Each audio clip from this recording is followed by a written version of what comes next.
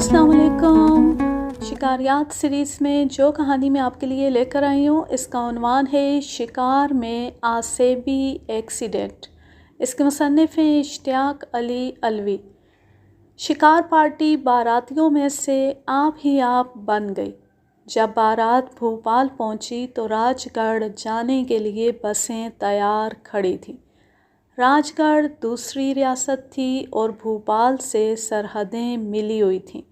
हमारे मेज़बानों में से समदी साहब अधेड़ उम्र के पहलवान बदन वाले खौफनाक अंदाज की मूंछों से अपना चेहरा सजाए हमारे पास तशरीफ़ लाए और बड़े तपाक से फरमाया कि मैं शिकार से आप लोगों की खातिर करना चाहता हूँ और आज रात को शिकार पर चलना होगा। मेरे पास ना कोई असलहा ना साजो सामान, मगर शिकारी दावत को ठुकराना मुझ जैसे शौकीन के लिए कुफराने नेमत था। बड़ी जीप में हम 10 शिकारी रवाना हुए। शिकार का भोपाल राज के इलाके में था। 5-7 मील के बाद से अच्छा जंगल शुरू हो गया। वहाँ के जंगल अपने यहाँ की तराई के जंगलों से किसी मुकाबले के लायक नहीं थे। ना दरख्तों की शादाबी में, ना घनावट में, ना इकसाम में और ना ऊंचाई में। पहाड़ी ढालों, घाटियों, नशेबों, गारों और ऊंची ऊंची पथरीली चट्टानों के सिलसिले और बीच बीच मैदानों की चटें थीं जिन पर जंगल उगे थे और मज़ीद जंगल लगाए जा रहे थे। जंगल कुछ इस तरह फैला था कि मोटर रोड के निशान कहीं कहीं नज़र आते थे, वरना बैलगाड़ी की लीक वो भी शिकस्ता। अंदर जीप के जाने या दौड़ने का सवाल ही नहीं था, बल्कि पैदल घूम फिर कर शिकार खेलना था। हमारे तराई के जंगलों में कोई सोच भी नहीं सकता कि रात में मोटर रोड छोड़कर घूमा जा सके। बहरहाल हमारी जीप गाड़ी जंगल के नाके पर छोड़ दी गई। 3-3 शिकारियों की टोलियां बनाकर पगडंडी पर रवाना कर दिया गया। 12 सेल की ताकत की खुद साख्ता टॉर्चें साथ थीं। बताया गया कि 2 फरलॉन्ग चलकर हम लोग ख़ास शिकारगाह में पहुंच चुके थे। पहला गोल 8-10 चीतलों का नज़र आया जो टॉर्च पड़ने पर बेचैन होने लगा। वो बार बार अपने पैर ज़मीन पर पटकते, दुम्मे हिलाते, गर्दनें बढ़ाकर कुछ सूंघना चाहते, मगर कदम 2 कदम बढ़कर ऐसे डर जाते गोया कोई भयानक मंजर सामने आ जाता हो। आहट लेने के लिए कनौतियाँ ऐसी बदलते कि एक कान से हमारी तरफ की आहट लेते तो दूसरा कान घुमाकर अपने दाहिनी तरफ की आहट लेते। नाक को बसोर बसोर कर हल्की आवाज़ें निकालते। मैंने एक ख़ास बात और महसूस की कि जब वो अपनी गर्दनें घुमाकर दाहिनी तरफ देखते तो उसी तरफ नज़र को कुछ नीचे हटाकर और ज़्यादा गौर से देखते, यानी एक ही जानिब 2 नुक्तों पर नज़र डाल रहे थे।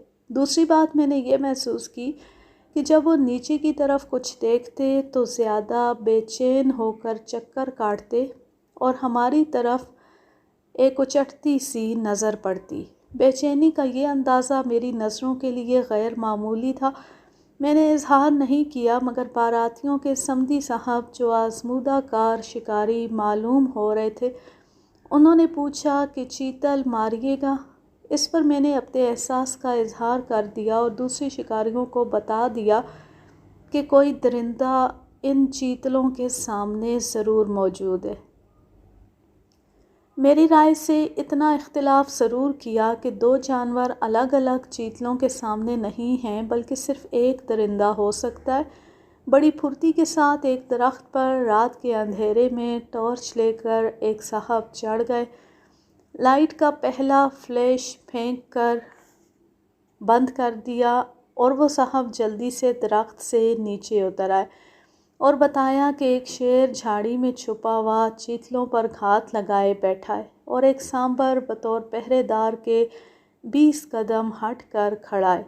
चीतल का गोल पहले सांबर को देखता जो ऊंची टीकरी पर खड़ा था और दोबारा छुपे हुए शेर को देखता था जो ज़्यादा नशेब में बैठा है।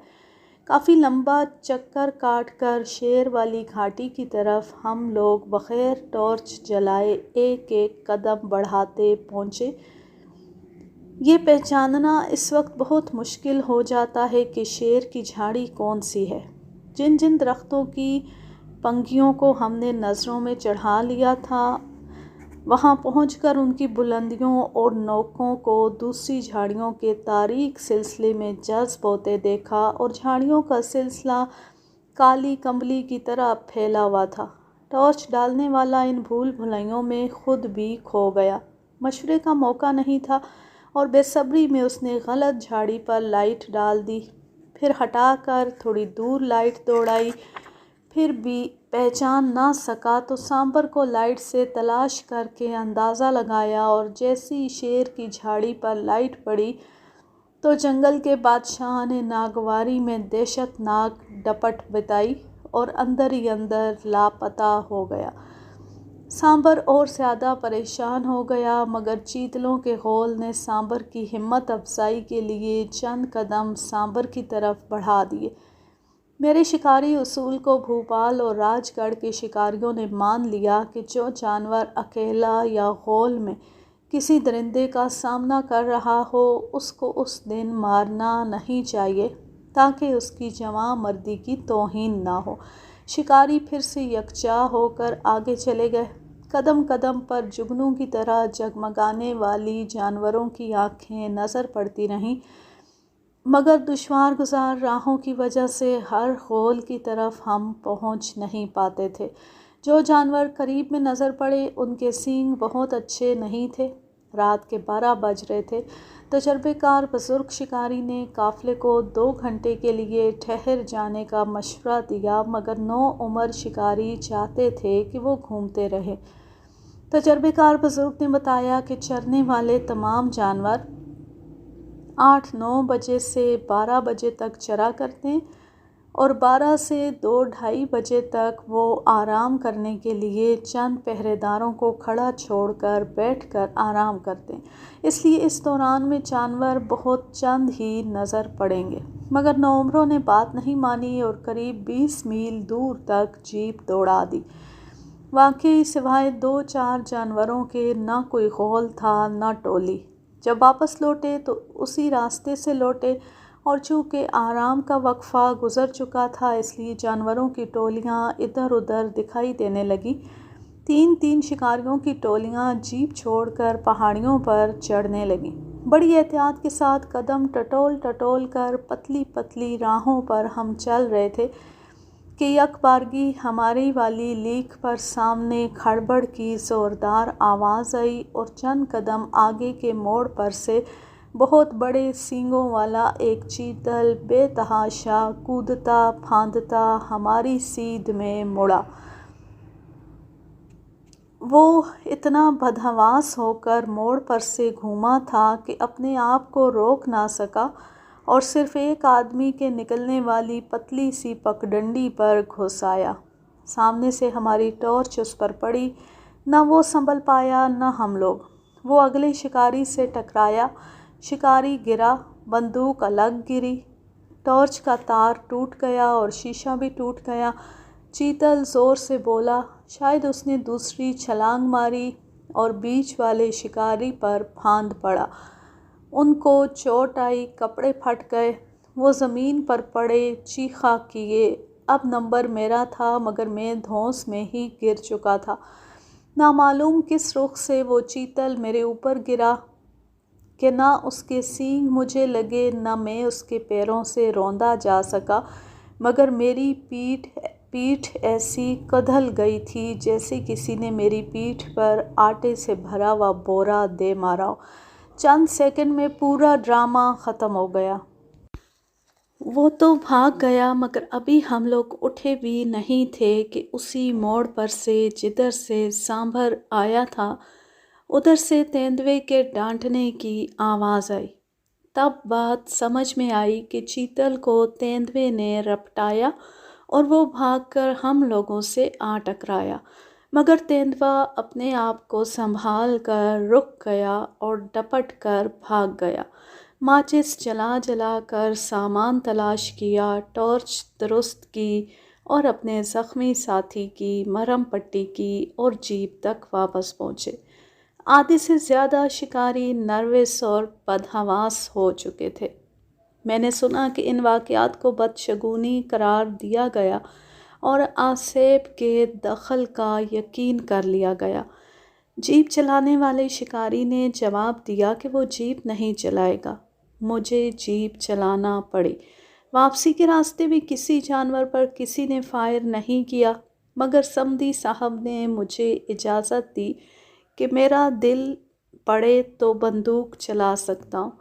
2 چیتل راستے میں نے مارے، مگر اکیلے لادنے میں میری سانس پھول گئی، کیونکہ آصف زدہ شکاریوں میں سے کسی نے ہاتھ تک نہیں لگایا۔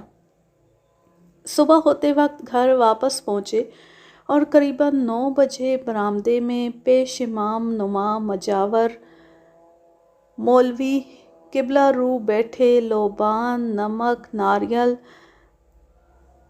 سرل کی لکڑی، انار کے پھول اور دیسی گھی کی دھونی دے کر آصف کو بھگا رہے تھے یا منا اور پھسلا رہے تھے۔ میں خاموش تماشائی بنا بیٹھا تھا۔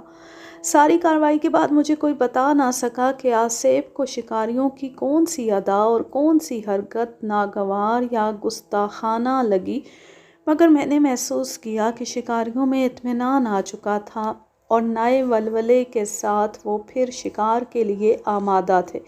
اس رات کو ہم بالکل دوسری طرف شکار کو گئے۔ راستے میں بہت بڑا تیندوا ایک اونچی چٹان پر کگر پر پنجے ٹکائے بے فکری کے موڈ میں بیٹھا نظر آیا۔ ٹارچ لائٹ ڈالتے ہم لوگ اپنی جیپ بڑھاتے رہے اور جب وہ زیادہ بے چین جان پڑا تو 150 قدم پر گاڑی روک دی گئی۔ جب ٹارچ اس پر ڈالی جاتی تو وہ کبھی ایک آنکھ سے دیکھتا، کبھی دونوں آنکھیں بند کر لیتا اور کبھی اپنا منہ پھیر لیتا۔ شکاری سوائے ہم 2 کے اس کو گھیرنے کے لیے لمبا چکر لگا کر اس کے پیچھے جانے کی فکر میں تھے۔ اندھیری رات کا وقت اور خطرناک راستے سے ہو کر شکاری اونچی چٹان کے اوپر تیندوے کے پیچھے سے چڑھ رہے تھے۔ ہماری ٹارچ لائٹ سے ظاہر ہوا کہ تیندوے کو اپنے پیچھے کوئی چاپ مل رہی تھی۔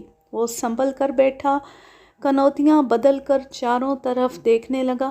اس کی نظروں کے رخ سے اندازہ ہوا کہ شکاری کچھ نیچے ہوں گے۔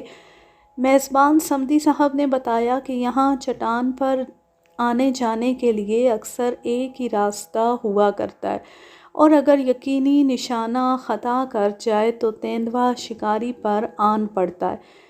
نامعلوم کیا سوچ کر انہوں نے جیپ کو بڑھا کر ٹھیک اس کی ناک کی سیدھ میں 30 گز نیچے کھڑی کر دی، مگر وہاں سے تیندوا نظر نہیں آ رہا تھا۔ اس لیے ہم دونوں 25 قدم پیدل اور آگے بڑھ کر ٹھہر گئے۔ اب تیندوا کھڑا ہو چکا تھا مگر ابھی جگہ پر سے ہٹا نہیں تھا۔ اتنے میں فائر کی آواز آئی۔ تیندوا اپنی ناک کی سیدھ میں زندگی کی آخری چھلانگ لگا کر سیدھا جیپ پر گرا۔ بڑی زور کی آواز آئی۔ کھلی جیپ کے پچھلے حصے میں وہ گرا۔ ہماری ٹارچ لائٹ نے اپنے سرکل میں اس کو دکھایا۔ وہ جیپ سے جب اچھلا تو اس کے پنجوں میں کسی کا سویٹر الجھ کر زمین پر گرا، مگر سمدی صاحب کی بہترین گولی نے اس کو جا لیا۔ تھوڑی دیر میں شکاری واپس ہوئے تو اپنے ایک زخمی ساتھی کو ٹانگ کر لائے۔ ہوا یہ کہ تیندوا تو ہماری طرف کودا تھا، مگر کسی آسیبی درندے نے شکاری کی ٹانگ نوچ ڈالی۔